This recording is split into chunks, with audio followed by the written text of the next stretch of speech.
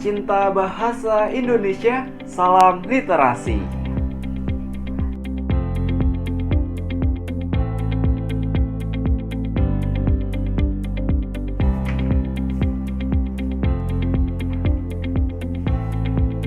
Halo anak-anak, semoga selalu sehat ya, dan juga dijauhkan dari penyakit-penyakit yang membuat kita malas belajar.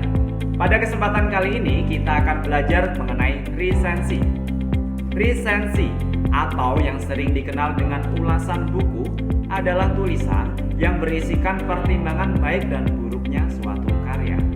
Beberapa karya-karya yang biasanya dibuat resensi, yang pertama adalah buku, yang kedua adalah majalah, yang ketiga novel, yang keempat film, dan juga yang kelima adalah kaset. Dalam sebuah resensi biasanya berisi pembahasan secara keseluruhan tentang kelebihan dan juga kekurangan buku dari segi penampilan, penggunaan bahasa, dan juga isi.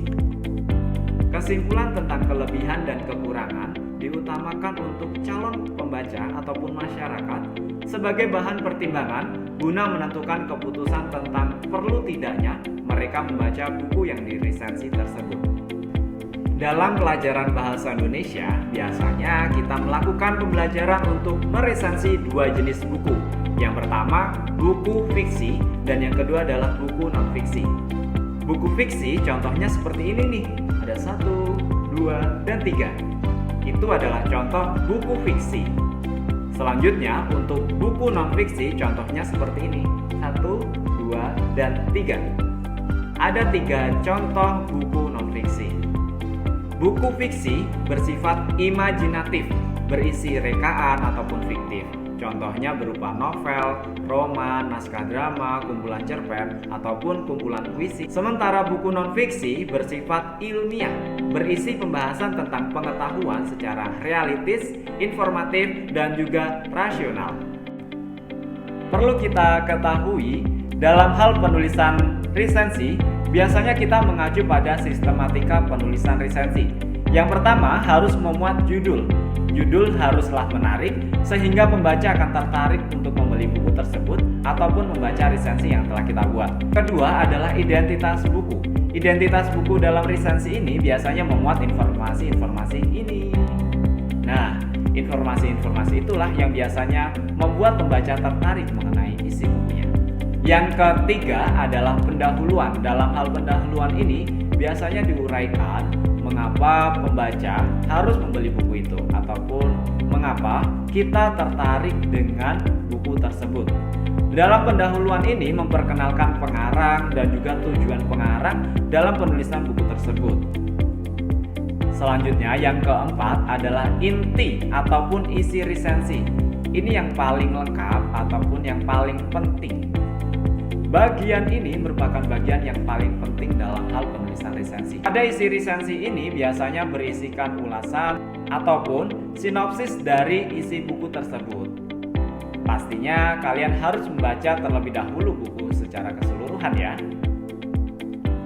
Yang kelima, memuat keunggulan buku. Yang keenam, kalian harus juga memuat kekurangan buku tersebut. Dan yang terakhir adalah penutup, berisikan rekomendasi maupun saran mengapa Anda harus membaca buku tersebut. Langkah-langkah menyusun resensi. Yang pertama, kita harus memilih buku yang akan kita resensi. Pastinya buku ini yang menarik ya. Selanjutnya, kita harus membaca buku secara cermat, mulai dari sampul depan sampai sampul belakang, karena kita akan menilai buku tersebut bagus atau tidak bagus. Selanjutnya, kita akan menyusun kerangka resensi. Sebelum kita menguraikan, kita akan menyusun kerangka resensinya terlebih dahulu, berisikan pokok-pokok apa saja yang akan kita bahas dalam resensi tersebut. Setelah itu, kita akan mengembangkan kerangka resensi itu menjadi satu karya resensi yang utuh.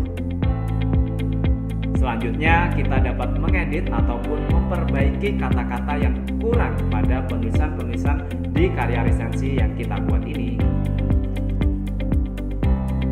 Dan jadilah resensi kita siap dipublikasikan di media massa maupun buku-buku yang lainnya. Pengetahuan kebahasaan yang terdapat dalam materi ini adalah ciri-ciri kebahasaan dalam teks lisensi. Pada teks lisensi memiliki 4 ciri-ciri kebahasaan. Yang pertama, banyak menggunakan konjungsi penerang. Contohnya kata seperti, bahwa, yakni, dan juga yaitu. Yang kedua, banyak menggunakan konjungsi temporal. Contohnya seperti kata sejak, semenjak, kemudian, akhirnya, dan lain-lain. Yang ketiga, banyak menggunakan konjungsi penyebaban. Contohnya kata karena dan juga sebab.